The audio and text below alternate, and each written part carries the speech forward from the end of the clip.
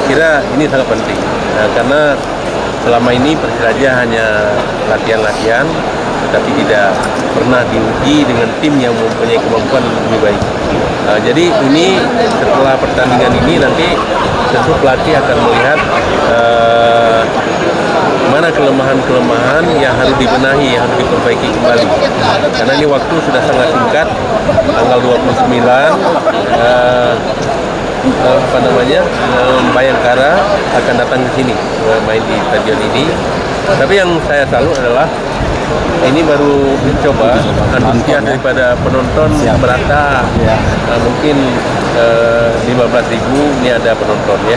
Kapasitas stadion ini 40.000. Inilah kalau saya lihat itu di luar itu beberapa ribu kendaraan ya.